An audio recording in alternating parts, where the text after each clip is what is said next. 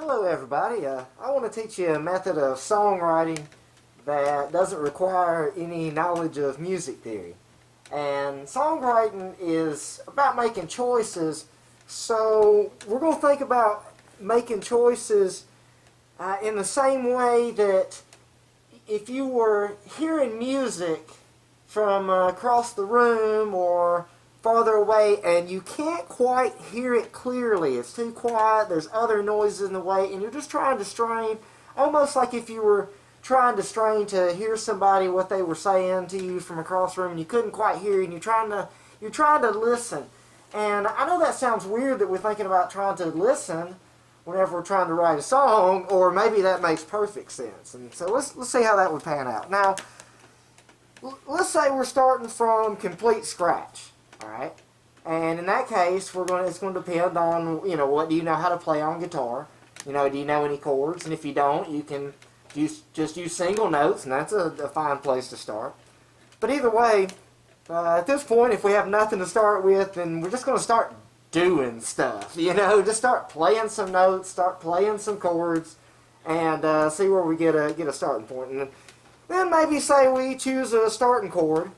And from then on, we're going to start making our decisions based on, kind of imagining that we're listening.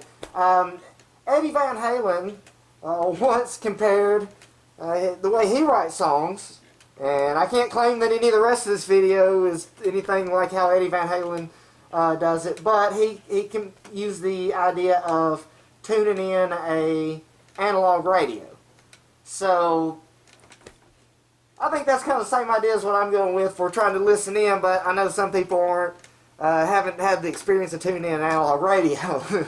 Unfortunately, that was the good old days, So, alright, now we've tried something. Maybe we got a starting chord, or maybe we already had some kind of riff that we were starting with to begin with, and we just wanted to know where to go with it. We start thinking about, where would, if I was listening to this, what might it do next? Now, once you've got a chord, or maybe you've worked your way up into a chord progression, or you got a riff that you think you would repeat several times, or you got some kind of start, you can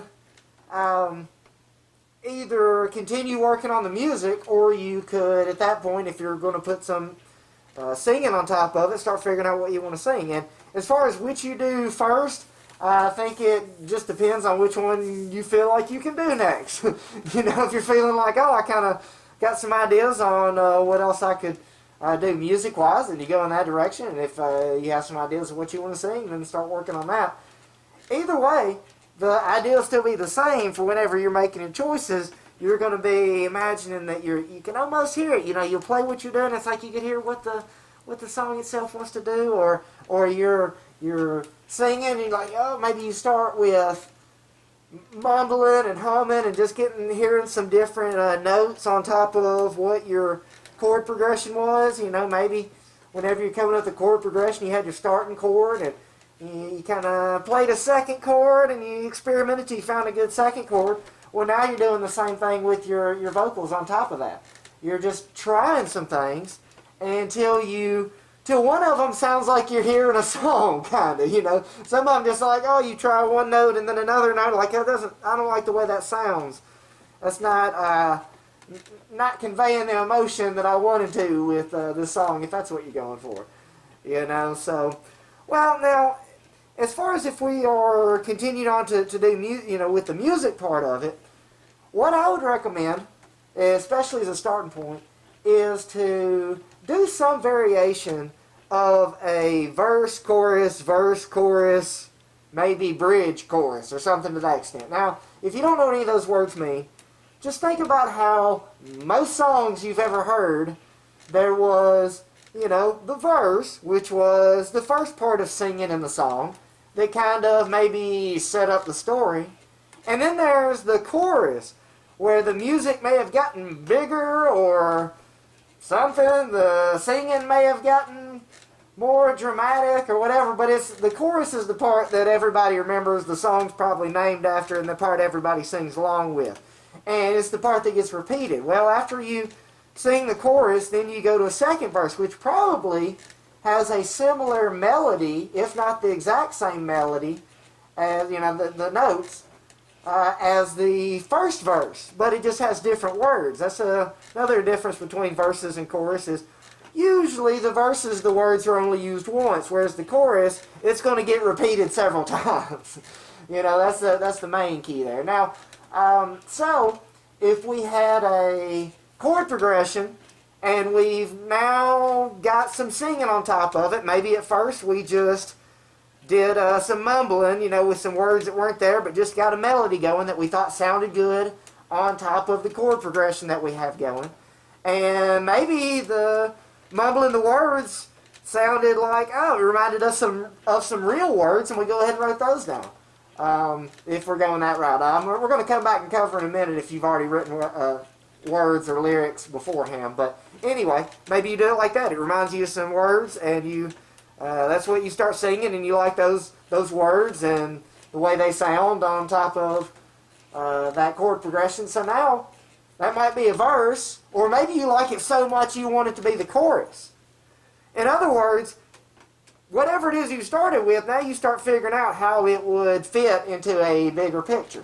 And that's why I think at first, especially, it's easier to use like kind of that standard verse, chorus kind of idea, because it kind of is just a place to start. Like, now you can add other stuff around it. Maybe you're going to end up putting an intro at the beginning. You don't want to just jump right into that verse part.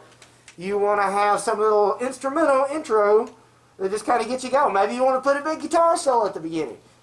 You're making all these decisions, once again, based on trying stuff, and then, you're trying to listen. You're trying to hear what it is and where you think it might go, what it ought to do instead of what you're already doing.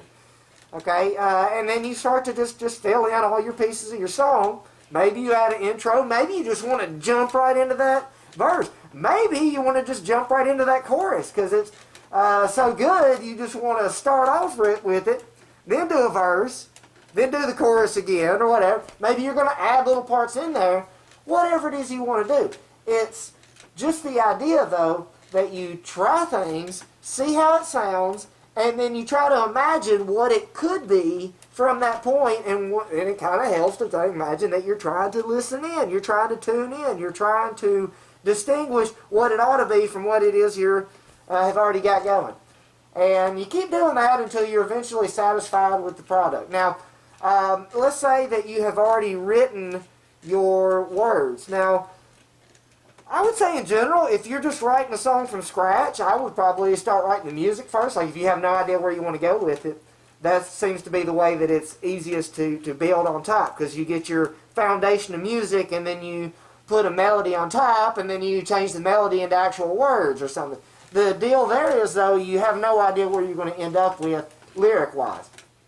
If you're actually writing lyrics about something specific, then you're probably going to actually write the lyrics out first, and then you're trying to put music with it. Now, if you're going to do that, what I would recommend is that unless you just already came up with the melody for the lyrics as you're writing them, because it just happened. And sometimes that's the case. The melody and the words come to you at the same time, and you've already got a melody of how you want the words to sound. And if so, awesome, that's a whole other deal.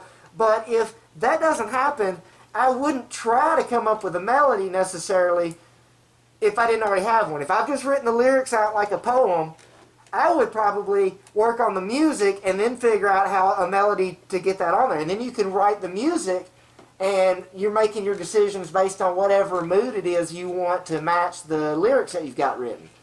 And then you start figuring out how you can get it to fit. If, on the other hand, you do come up with the melody first, and you might prefer to do it that way because you might really want to make sure that you get the good sounding melody, and that's awesome, and probably, that could be a better way to get the best melody out of it. It's just going to be a little bit more difficult then to figure out what music to play on top. I guess kind of on bottom for your rhythm, because in other words, if you've got your music first, and you've got like a chord progression, you can probably figure out kind of what key it's in. So then as you're, even if, if you're not just completely, well, I said at the beginning, no music theory. So anyway, it's still, the point still remains that it's easier to come up with a melody on top of music than it is to work the other way around. In fact, I guess that's kind of where we're at, that if you already have the melody,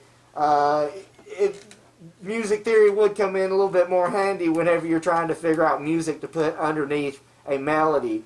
It's a little bit harder to just kind of guess that one through. So, yeah, I guess if you already... You're going to really have to tune that radio in if you've already got a melody for your words. I mean, probably make it harder than it is, because, you know, you just once again, do the same thing. You know, maybe you could figure out what the main note or the starting note of your melody is, and then try to play that chord or try to play that note on your instrument, and maybe that's your starting point for the music. And then you just start trying things until you find something that sits underneath the melody that you got going. And, well, I think that covers the beginning to end process, and until you just keep writing until you feel like you got it there, you know, till you feel like the song is a hit, or more importantly, that you've had fun with it and it was what you were setting out to do from the beginning. To write this song and then you did it. Congratulations.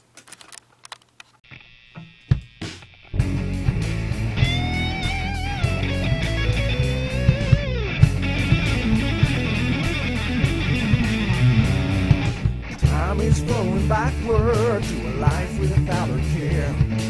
Tried to find a memory, but it wasn't there. Maybe it's something I don't know, maybe I don't care. Maybe it's something you should outgrow, maybe you should share.